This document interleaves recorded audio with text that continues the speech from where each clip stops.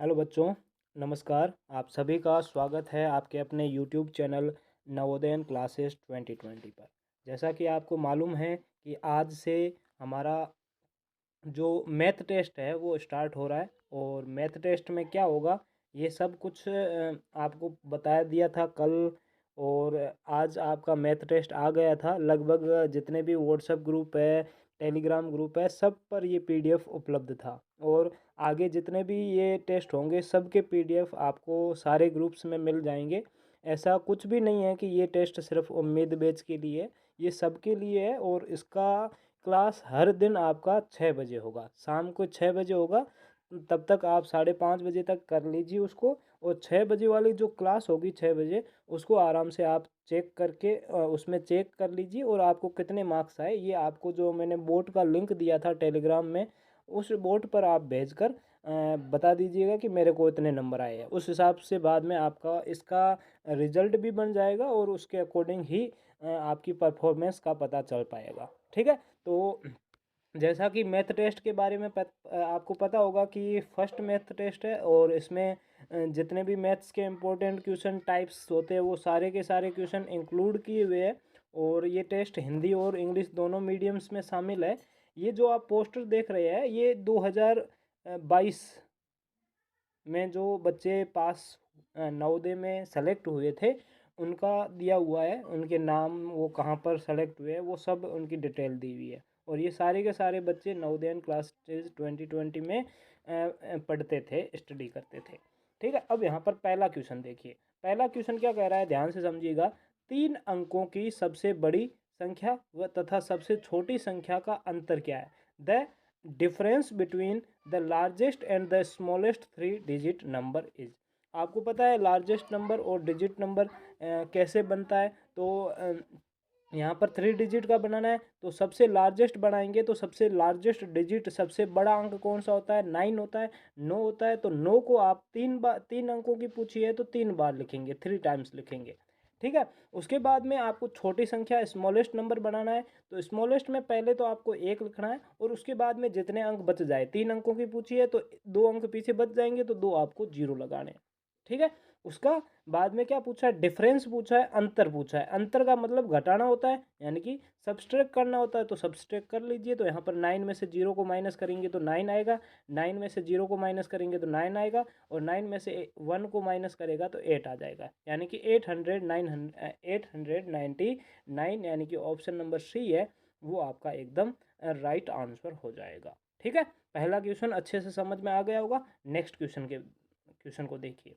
Second question क्या कह रहा है कि 0.003 के बराबर में है 0.003 इज इक्वल टू। आपको क्या दिया हुआ है, 0.003। अब इसमें आपको क्या फ्रैक्शन में कन्वर्ट करना है। और फ्रैक्शन में कन्वर्ट कैसे करते हैं आपको मालूम है कि ऊपर जितने अंकों के बाद में पॉइंट है उतने नीचे जीरो लगाने हैं। तो यहाँ पर क्या, जब हम फ्रैक्शन में कन्वर्ट करेंगे तो ऊपर तो यहाँ पर 3 आ जाएगा, और बट्टे में जब इस पॉइंट को हटाएंगे तो पॉइंट के पीछे कितने डिजिट है, कितने अंक है, तो 3 अंक है। तो पहले तो एक जीरो लगाओ और उसके बाद में 3 जीरो लगा लो। पहले एक लगाना है, उसके बाद में जितने पीछे अंक बचे हैं, पॉइंट के बाद में जितने अंक है, जितने डिजिट है, उतने आपको नीचे जीरो लगाने हैं। यानी कि 3/1000 आपका आंसर हो जाएगा। ऑप्शन नंबर ए है वो आपका एकदम राइट आंसर हो जाएगा। ठीक है। बहुत क्वेश्चन सिंपल था। आगे बढ़ते हैं, अगला क्वेश्चन देखिए। ये क्वेश्चन क्या कह रहा है कि मोहन के बटुए में 50 पैसे के 15 सिक्के थे। कितने रुपए के, 50 पैसे के थे। कितने सिक्के थे, 15 सिक्के थे। यदि उसने 5.50 रुपये खर्च कर दिए तो उसके पास कितनी धनराशि शेष बची, यानी कि पीछे कितनी बचेगी, रिमेनिंग कितनी बची, वो पूछा है। मोहन हैड 15 coin of 50 पैसे in his wallet. If he spend ₹5.50, vote amount was left with him. तो आपको सबसे तो पहले तो ये पता करना होगा कि उसके बटुए में जो 15 सिक्के थे उससे टोटल कितने रुपए आए। तो एक सिक्का कितने का था, 50 पैसे का था, और वो सिक्का 50 पैसे का था। तो टोटल कितने सिक्के हैं, 15। तो मल्टीप्लाई करेंगे तो कितना आ जाएगा, जीरो का जीरो रहेगा, 15 को 5 से गुना करेंगे तो 75, 75 आ जाएगा। अब यानी कि 750 पैसे थे। अब पैसे को अपन रुपए में कन्वर्ट करेंगे तो क्या करेंगे, 100 का भाग लगाएंगे, बाय 100 करेंगे, तो 2 जीरो नीचे है, 2 जीरो को यानी कि ऊपर 2 अंक छोड़ के पॉइंट लगा देंगे, यानी कि 7.5 रुपये उसके पास थे। 7.5 रुपये उसके पास थे, जिसमें से उसने खर्च कितने कर दिए, स्पेंड कितने कर दिए, 5.5। तो उसमें से ये 5.50 घटा दो, तो पीछे कितना बच जाएगा, 50 में 50 जाएगा, जीरो जीरो। और यहाँ पर 7 में से 5 को घटाएंगे, 7 माइनस 5 करेंगे तो 2 आ जाएगा, यानी कि 2 रुपीज़ आपके पास बच जाएंगे। ऑप्शन नंबर डी है वो आपका एकदम राइट आंसर हो जाएगा। बहुत सिंपल क्वेश्चन था। अगला क्वेश्चन देखिए, अगला क्वेश्चन क्या कह रहा है, ध्यान से समझिएगा। ये क्वेश्चन कह रहा है कि 78.0678 का दशमलव में 2 अंकों तक शुद्ध मान क्या होगा। आपको नेट वैल्यू पूछिए, the net value of 78.0608 up to decimal 2 digit. आपको डेसिमल के 2 डिजिट तक आपको पता करना है कि इसकी जो वैल्यू होगी 2 अंकों तक का शुद्ध मान होगा वो क्या होगा, वो पूछा है। तो यहाँ पर ध्यान से देखिएगा क्या लिखा हुआ है कि 78.067 और 8। अब आपको पता है कि जब हमको जो ज्ञात करना है, यानी कि पॉइंट के बाद 2 अंक ज्ञात करने, अब यहाँ पर 7 आएगा या 6 ही रहेगा, उसका कैसे पता चलेगा। तो उसका जस्ट पास वाला डिजिट है, जो उसके पास वाला अंक है वो देख लीजिए। अगर 0 1 2 3 4 इनमें से पास वाला कोई डिजिट है तो यहाँ पर 6 का 6 रहेगा, और अगर इनमें से नहीं है और इनमें से है 5 6 7 8 9 इनमें से है, तो ये 6 का 1 बढ़ जाएगा, 1 प्लस हो जाएगा, तो यहाँ पर 7 हो जाएगा। तो यहाँ पर देखिए पास में कौन सा 7 है, 7 कैटेगरी 2 में आ रहा है, दूसरे पार्ट में आ रहा है, तो इसमें प्लस 1 होता है, यानी कि यहाँ पर क्या आ जाएगा, 78.06 का क्या हो जाएगा, 7 हो जाएगा, यानी कि 78.07 आपका आंसर हो जाएगा। ऑप्शन नंबर बी है वो एकदम राइट आंसर हो जाएगा। बहुत सिंपल क्वेश्चन था। अगला क्वेश्चन देखिए। अगला क्वेश्चन क्या कह रहा है, ध्यान से देखिए। यहाँ पर आपको व्यंजक दिया हुआ है, एक्सप्रेशन दिया हुआ है, 425 माइनस 125 भाग 25 गुणा 6 प्लस 37 का मान क्या होगा। The value of the expression 425 minus 125, फिर डिवाइड का चिन्ह है, डिवाइड 25 इंटू 6 प्लस 37। तो यहाँ पर देखिए अपन यहाँ पर लिखते हैं 427 माइनस 127, 427 नहीं है, 25 है। 425 माइनस 125 डिवाइड 25 इंटू 6 प्लस 37। ठीक है, ये हो गया। अब यहाँ पर आपको पता है कि जब इस पहले क्या करते हैं, जब भी सिंप्लीफिकेशन का क्वेश्चन होता है, सरलीकरण का क्वेश्चन होता है, तब भाग करते हैं पहले। तो 125 में 25 का भाग देंगे तो कितना आ जाएगा, 5 आ जाएगा। तो यहाँ पर क्या आ जाएगा, 425 माइनस 5 इंटू 6 प्लस 37। ये हो गया, पहले डिवाइड को सोल्व कर लिया। उसके बाद में अपन मल्टीप्लाई को सोल्व करेंगे, गुणा को सोल्व करेंगे। तो यहाँ पर क्या आ जाएगा, 425 माइनस 5 को 6 से मल्टीप्लाई करेंगे तो 30 आ जाएगा, 30 प्लस 37। तो इसमें से पहले 37 को माइनस कर सकते हैं।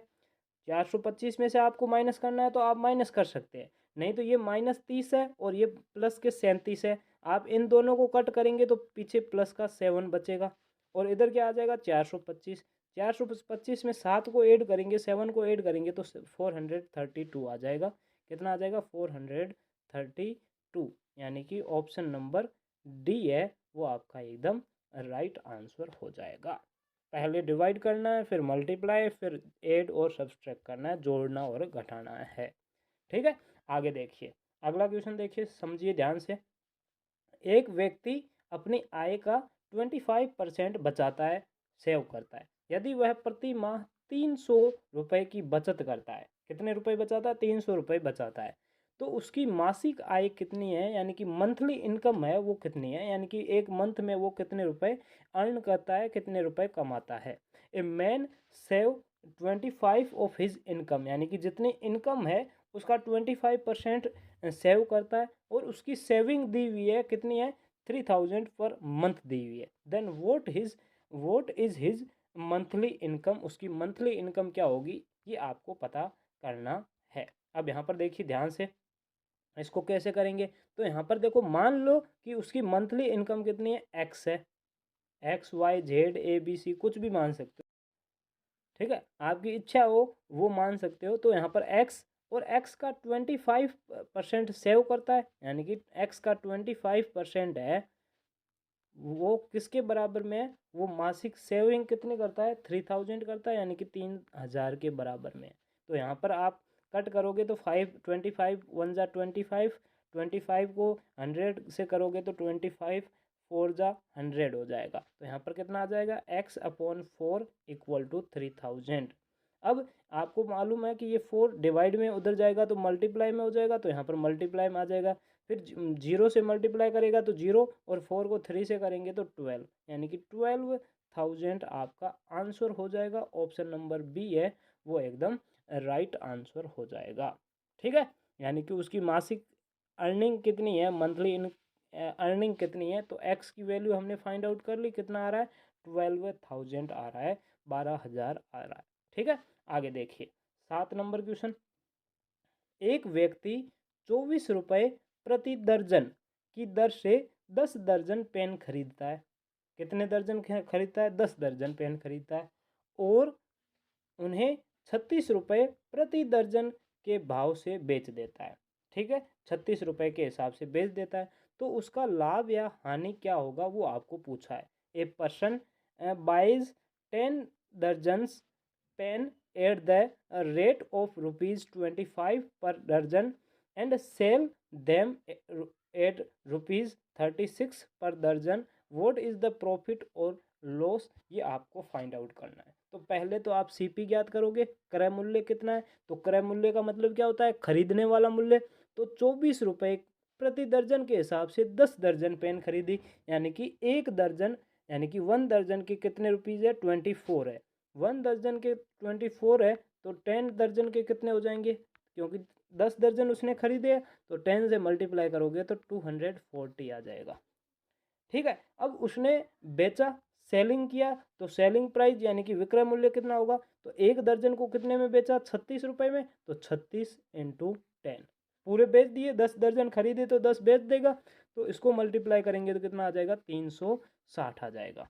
ठीक है, अब आपको पता है एसपी ज़्यादा है, तो यहाँ पर क्या होगा, प्रॉफिट होगा, लाभ होगा, तो प्रॉफिट बराबर एसपी माइनस सीपी, यानी कि selling price minus cost price, विक्रय मूल्य माइनस क्रय मूल्य। तो अब 360 में से आप 240 को घटाओगे तो क्या आ जाएगा, 360 माइनस 240 करोगे तो कितना आ जाएगा, 120 रुपये का आपका प्रॉफिट होगा, लाभ होगा, यानी कि ऑप्शन नंबर डी है वो आपका एकदम राइट आंसर हो जाएगा।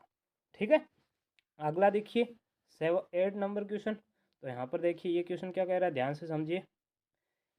एक व्यक्ति ने 16% वार्षिक ब्याज की दर से 4,000 रुपये 2 वर्ष के लिए उधार लिए। 2 वर्षों के अंत में उसे निम्नलिखित मिश्रधन देना पड़ा। A man borrowed ₹4,000 for 2 years at the rate of 16% per annum simple interest. At the end of 2 years he had to pay the following amount, यानी कि उसे 2 वर्ष के बाद में टोटल अमाउंट कितना देना पड़ेगा वो आपको फाइंड आउट करना है। तो वो टोटल मिश्रधन आपको ज्ञात करने के लिए आपको क्या करना पड़ेगा, मिश्रधन के लिए पहले सिंपल इंटरेस्ट फाइंड आउट करना पड़ेगा, साधारण ब्याज ज्ञात करना पड़ेगा। तो साधारण ब्याज का फॉर्मूला क्या है, साधारण ब्याज SI बराबर PRT बटे 100, principal into rate into time बटे 100, यानी कि मूलधन गुणा दर गुणा समय बटे 100। तो प्रिंसिपल मूलधन कितना, 4,000 रुपये है, तो यहाँ पर 4,000 इंटू रेट कितना है, दर कितनी है, तो 16%, 16 इंटू टाइम कितना है, 2 वर्ष है, तो 2 बटे 100। ठीक है, तो यहाँ पर 2 जीरो से 2 जीरो कट जाएगा। अब यहाँ पर आपका SI कितना आ जाएगा, SI सिंपल इंटरेस्ट साधारण ब्याज बराबर 40 गुणा 16 गुणा 2। तो 16 को 2 से गुणा करेंगे तो क्या आ जाएगा, 32, 32 आ जाएगा। 32 को आप 40 से मल्टीप्लाई कर लीजिए, तो पहले 0 का 0 रहेगा, 4 को 2 से करेंगे तो 8, 4 को 3 से करेंगे तो 12, 1280 रुपये साधारण ब्याज आ गया सिंपल इंटरेस्ट आ गया। लेकिन आपको क्या निकालना है, टोटल अमाउंट निकालना है, मिश्रधन निकालना है। तो मिश्रधन का फॉर्मूला क्या होता है टोटल अमाउंट का, यानी कि जो हमने उधार लिया है वो तो वापस देंगे ही देंगे। टोटल वापस कितना देंगे, तो जितना उधार लिया वो तो देंगे देंगे, उसके साथ में जितना उसका ब्याज हुआ, इंटरेस्ट हुआ, वो भी उसके साथ में वापस देंगे। तो यानी कि जो आपका पहले मूलधन था 4,000, उसमें से आपको 1,280 रुपये और ऐड कर देंगे, ताकि टोटल हम कितना वापस चुकाएंगे। तो इसमें ऐड करेंगे तो 500 कितना आ जाएगा, 5,280 रुपीज़, यानी कि 5,280 रुपये आपका आंसर हो जाएगा। अब ऑप्शन चेक कर लीजिए, 5,280 रुपये ऑप्शन नंबर डी है वो आपका एकदम राइट आंसर हो जाएगा। ठीक है, आगे बढ़ते हैं। अगला क्वेश्चन 9 नंबर देखिए। 9 नंबर क्वेश्चन क्या कह रहा है, ध्यान से समझिएगा। एक आयत की लंबाई और चौड़ाई क्रमशः, यानी कि लंबाई आपकी 15 सेंटीमीटर और चौड़ाई 7 सेंटीमीटर है। उस आयत का क्षेत्रफल क्या होगा। The length and breadth of a rectangle are 15 centimetre and 7 centimetre respectively. The area of that rectangle, यानी कि आपको एरिया फाइंड आउट करना है, क्षेत्रफल ज्ञात करना है। तो एरिया का फॉर्मूला क्या होता है, लेंथ इंटू ब्रेथ, लंबाई गुणा चौड़ाई बराबर क्षेत्रफल। तो लंबाई कितनी है आपकी 15 है, 15 है, इंटू चौड़ाई कितनी है 7 है, 7 है। 15 को 7 से गुणा करेंगे तो 15 7 है 105, यानी कि 105 आपका आंसर आ जाएगा। और पीछे स्क्वायर सेंटीमीटर लग जाएगा, क्या लग जाएगा, सेंटीमीटर स्क्वायर आपका लग जाएगा। सेंटीमीटर में दिया हुआ है ना सेंटीमीटर, तो यहाँ पर वर्ग सेंटीमीटर, यानी कि सेंटीमीटर स्क्वायर आपका ऑप्शन नंबर सी है वो आपका एकदम राइट आंसर हो जाएगा। अगला क्वेश्चन देखिए। अगला क्वेश्चन क्या कह रहा है, ध्यान से समझिएगा। यदि किसी राशि का 1/3 12 है, यानी कि कोई राशि है, कोई मनी है, उसका 1/3 है वो 12 रुपये है, तो उस राशि का 1/4 कितना होगा। मान लो कि हमें पता नहीं है कि वो इनकम कितनी है, 1/3 अमाउंट हमें पता नहीं, 1/3 और 1/3 of any amount is 12, then 1/4 of that amount will be. हमें पता नहीं है, मान लो एक्स है, एक्स का 1/3, 1/3 यानी कि 1/3 इक्वल टू 12 है। तो एक्स का मान क्या आ जाएगा, ये 3 है, डिवाइड में उधर जाएगा तो गुणा में हो जाएगा। तो 12 तिया 36, 12 को 3 से गुणा करेंगे तो 36 आ जाएगा, 36। अब उसी अमाउंट, यानी कि एक्स अमाउंट हमारा कितना है, मनी कितनी, अमाउंट कितना है 36 है, 36 रुपये। अब 36 का 1/4 कितना होगा वो आपको पता करना है। तो 36 गुणा 1/4 का मतलब क्या होता है, 1/4 का मतलब क्या होता है 1/4। 4 को इससे काटेंगे तो आपका 9 आंसर आ जाएगा। तो ऑप्शन नंबर बी है वो आपका एकदम राइट आंसर हो जाएगा।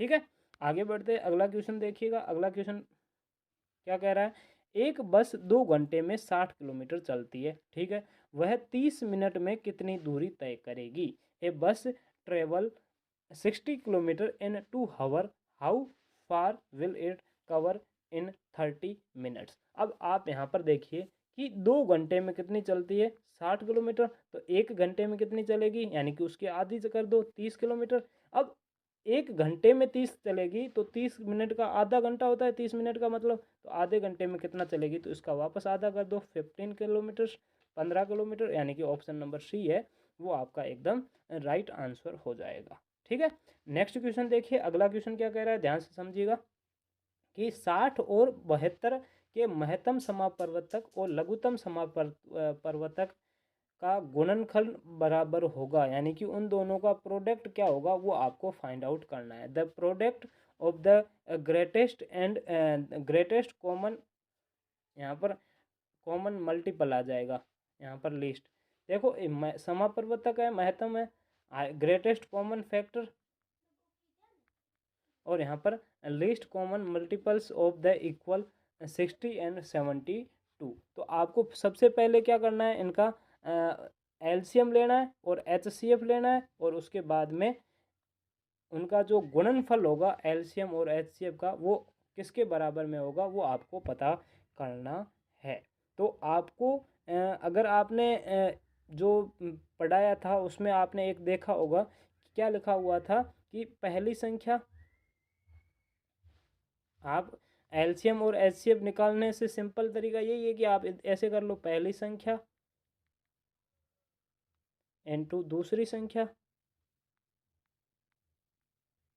बराबर एलसीएम एंड HCF, यानी कि आप उनके एलसीएम और HCF को गुणा करोगे, दो संख्याओं के एलसीएम और HCF को गुणा करोगे तो वो बराबर किसका होगा, जो दो संख्याएं हैं, पहली संख्या और दूसरी संख्या, दोनों के गुणा करने पर जितना भी आएगा उनके बराबर में होगा। तो इनका मल्टीप्लाई कर लो सीधा, 60 इंटू 75 या 72। तो पहले जीरो का यहाँ पर जीरो आ जाएगा, 6 को 2 से करेंगे तो 12 हो जाएगा। ठीक है, 12 हासिल, यहाँ पर एक लगी, 7 संग 42 और एक 43, 4320 रुपीज़ क्या सीधा आंसर आ जाएगा। अब यहाँ पर सीधा ऑप्शन के हिसाब से देखोगे तो मैंने अभी जो फॉर्मूला बताया था कि वो दोनों का जो एलसीएम और एचसीएफ का गुणनफल होगा, वो दोनों के दोनों संख्याओं को मल्टीप्लाई करोगे तभी उनके बराबर में आएगा, यानी कि दोनों संख्याओं के गुणनफल के बराबर में आएगा, मल्टीपल्स के बराबर में आएगा। और कितना आएगा अगर ये पूछ ले तो मैंने अभी आंसर आपको निकाल के बताया था। बाकी यहाँ पर सी ऑप्शन एकदम राइट आंसर हो जाएगा। अगला क्वेश्चन देखिए 13 नंबर, एक विद्यालय में लड़के और लड़कियों का अनुपात 5:4 है। लड़कों की संख्या 2500 है तथा लड़कियों की संख्या कितनी होगी ये पूछा है। The ratio of boys and girls in school is 5:4। The number of boys is 2500 then the number of girls. अब यहाँ पर आपको क्या करना है, सिंपल। तो यहाँ पर आप देख लीजिए, आप जैसे भी करना चाहो वैसे आप कर सकते हो। कैसे करोगे, देखो ये 2500 दिया हुआ है, ये किसकी संख्या है, बॉयज़ की संख्या है, और बॉयज़ का नंबर कितना है 5:4। ये बॉयज़ का रेशियो कितना है 5 है, यानी कि 5 है वो इक्वल टू किसके बराबर में, 2500 के बराबर में। ये 5 है वो किसके बराबर में, 2500 के बराबर में। तो 1 होगा वो किसके बराबर में होगा, तो इसके डिवाइड करेंगे तो 500 के बराबर में। एक का मान कितना होगा, 500 होगा।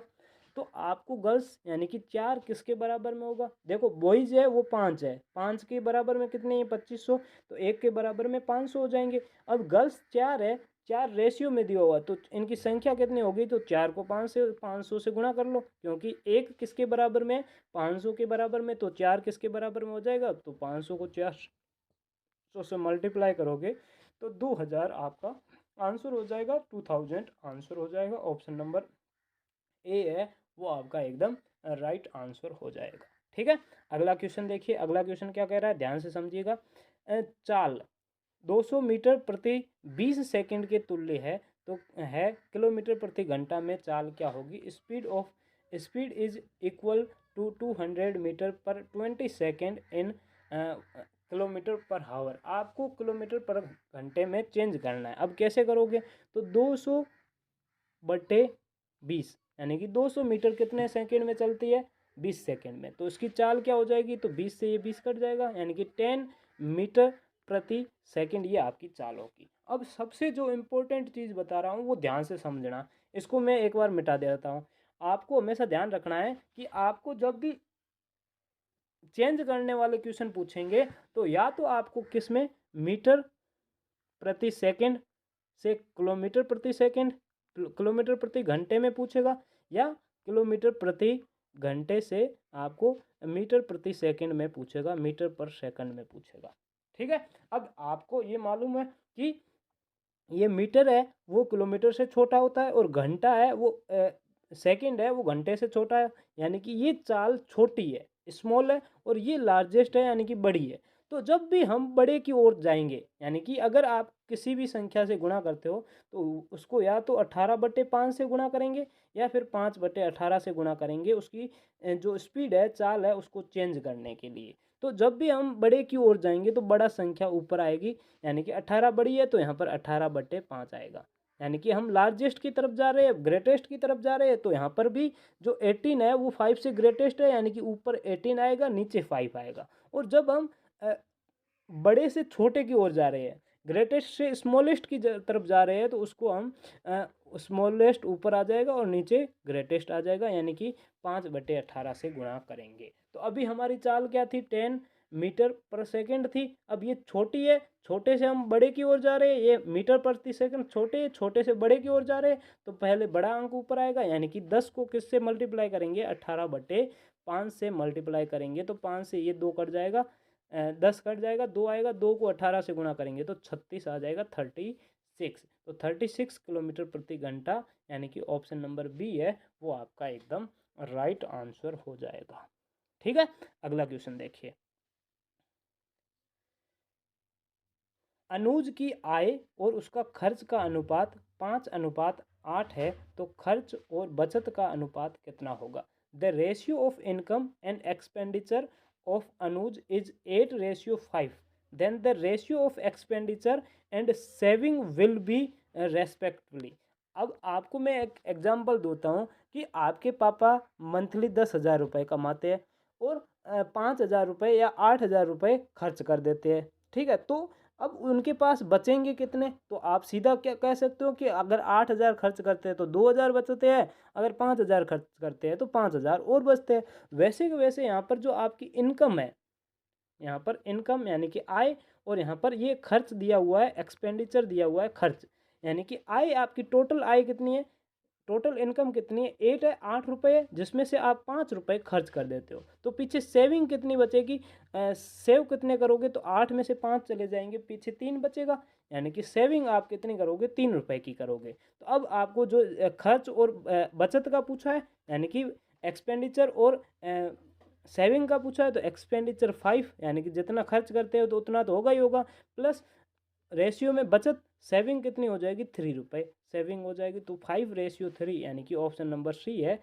वो आपका एकदम राइट आंसर हो जाएगा। ठीक है, सिंपल, बहुत सिंपल, रेशियो वाले क्वेश्चन बहुत सिंपल होते हैं। अगला देखिए कि भिन्न के रूप में 33/1/3 का मान कितना है, ये आपको पूछा है। 33/1/3 एज फ्रैक्शन, इसको आप देख लो, 33/1/3 है ना, इसको आप सिंपल फ्रैक्शन में कन्वर्ट करोगे तो यहाँ पर कितना आ जाएगा, तो यहाँ पर आप देख लीजिए,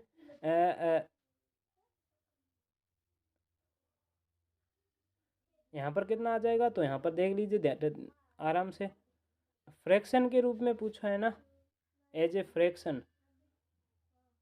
ठीक है, तो यहाँ पर आप देख लीजिए, 33 को 3 से गुणा करेंगे तो 99, 99 और 100 हो जाएगा, 100/3 के रूप में आएगा।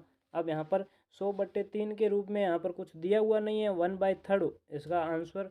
अगर जो ऑप्शन में एग्जैक्ट करेक्ट तो कुछ भी आंसर नहीं है, क्योंकि करेक्ट आंसर ये होगा। बाकी एज ए ऑप्शन के हिसाब से देखें तो ऑप्शन के हिसाब से आपका सी आंसर एकदम राइट आंसर हो जाएगा। ठीक है, फिर भी आप इसमें बोनस काउंट कर लेना, कोई दिक्कत नहीं है। शायद यहाँ पर 100/3 होना चाहिए, यहाँ पर सीधा 3/100 कर लिया है। ठीक है, sorry sorry sorry, 1 minute 1 minute 1 minute 1 minute 1 minute, यहाँ पर देखिए 33 सही, 33 को हमने कन्वर्ट किया तो कितना आया, यहाँ पर देखिए 33 को कन्वर्ट किया तो 100/3 आया। ठीक है, अब हमने एक चीज़ देखी नहीं है, यहाँ पर क्या लिखा हुआ, परसेंटेज लिखा हुआ है, और परसेंटेज से सब हम फ्रैक्शन में कन्वर्ट करेंगे तो भाग देते हैं किसका, 100 का भाग देते हैं, 100 का भाग देखते हैं तो यहाँ पर 100 का भाग देंगे, तो जब इसको मल्टीप्लाई में करेंगे 100/3, इसको गुणा करेंगे तो ये उल्टा हो जाएगा, यहाँ पर 1/100 हो जाएगा, क्या हो जाएगा, 1/100, तो इस 100 से 100 कट जाएगा, तो यहाँ पर 1/3 यहाँ पर आपका सही आंसर हो जाएगा। बोनस मत काउंट करना, यहाँ पर 1/3 ही आपका सही आंसर होगा, क्योंकि परसेंटेज हमने पहले काउंट नहीं किया था, भूल गए थे। तो अब परसेंटेज काउंट करोगे तो परसेंटेज के बाद में आपका ऑप्शन नंबर सी है वो आपका एकदम राइट आंसर हो जाएगा। अगला देखिए, 6, 10 और 15 का एलसीएम पूछा है, तो 6, 10 और 15 का एलसीएम ज्ञात कर लीजिए। सबसे पहले 2 का भाग देंगे, 2 का 6 में भाग देंगे तो 3 आएगा, 10 में देंगे तो 5 आएगा, 15 में जाएगा नहीं तो 15 का 15।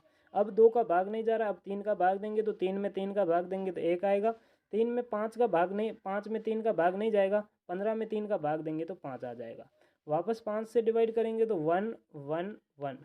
ठीक है, तो एलसीएम आपका कितना हो जाएगा, एलसीएम बराबर 2 × 3 × 5, तो 3 को 5 से मल्टीप्लाई करेंगे तो 15, 15 को 2 से करेंगे तो 30, यानी कि 30 आपका आंसर हो जाएगा। ऑप्शन नंबर ए है वो आपका एकदम राइट आंसर हो जाएगा।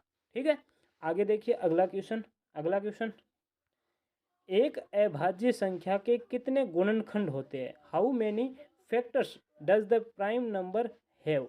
जब भी मैंने आपको बताया था, मैंने आपको एक ही चीज़ बताई थी कि प्राइम नंबर हमेशा दो संख्याओं से 2 नंबर से ही डिवाइड होता है और किसी से नहीं होता है। एक तो 1 से होता है, एक वो खुद से होता है, ऑन से होता है, खुद से होता है और किसी से डिवाइड नहीं होता है। तो उसके फैक्टर भी कितने होंगे? 2 ही फैक्टर होंगे। कितने होंगे? फैक्टर भी कितने होंगे? 2 ही फैक्टर होगा। एक तो खुद होगा और एक होगा। ठीक है, ये 2 फैक्टर होंगे। अभाज्य संख्या के कितने फैक्टर होंगे? गुणनखंड होंगे, तो 2 गुणनखंड होंगे। ऑप्शन नंबर बी है वो आपका एकदम राइट आंसर हो जाएगा। आगे देखिए, 46,890 में 4 के स्थानीय मान और अंकित मान में क्या अंतर होगा? What will be the difference between the place value and the face value of 4 and 46,819। अब इसका प्लेस वैल्यू अपन ज्ञात करेंगे तो प्लेस वैल्यू इसका क्या होगा? तो पहले 4, उसके बाद में कितने डिजिट है? 4 डिजिट है, 4 अंक है, तो पीछे 4 जीरो लगा लो। उसके बाद में इसका फेस वैल्यू कितना होगा? तो फेस वैल्यू 4 ही होगा। अब इसका क्या पूछा? अंतर पूछा है, तो इनको माइनस कर दो। तो यहाँ पर 6, फिर 9, 9, 9, 6, 9 दो बार आ जाएगा, नहीं 9, और यहाँ पर 3 आ जाएगा। 3, 9, 9, 9, 6, 39,960 आ जाएगा, 96 आ जाएगा। ऑप्शन नंबर डी है वो आपका एकदम राइट आंसर हो जाएगा। अगला क्वेश्चन देखिए, लास्ट क्वेश्चन आपका है 20 नंबर का। अब यहाँ पर देखिए, ये क्वेश्चन काफ़ी बच्चों को नहीं आया हुआ होगा।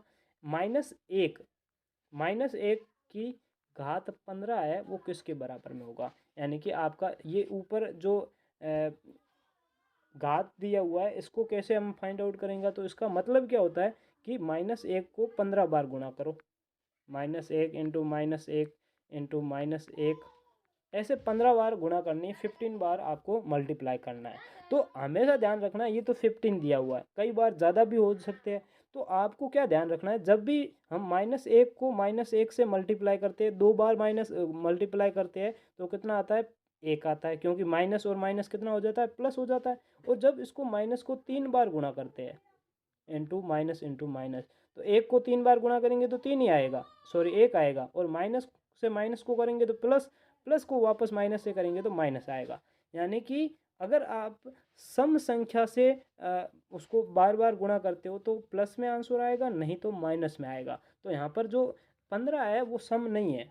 सम संख्या का मतलब इवन नंबर, ये 15 है वो इवन नंबर नहीं है, ओड नंबर है। तो ओड नंबर है तो माइनस का 1 आ जाएगा। यहाँ पर आपका आंसर ऑप्शन नंबर ए है वो आपका एकदम राइट आंसर हो जाएगा। तो आज के जो 20 क्वेश्चन थे वो ख़त्म होते हैं। कल मैथ के दूसरे जो इम्पोर्टेंट क्वेश्चन है, जो मैथ टेस्ट होगा, उसमें आपको मिलते हैं। और अच्छे से कीजिए। आपको कितने नंबर आए ये कमेंट में भी आप बता दीजिएगा कि मेरे को इतने नंबर आए। पहले अपना नाम लिखिए, उसके बाद में आपको कितने नंबर आए वो बताइए। और उसके बाद में जो बोर्ड पर आपको वापस कॉपी का फ़ोटो भेजना है वो भी आप भेज दीजिएगा। ओके बाय, थैंक यू, जय हिंद, जय भारत, वंदे मातरम।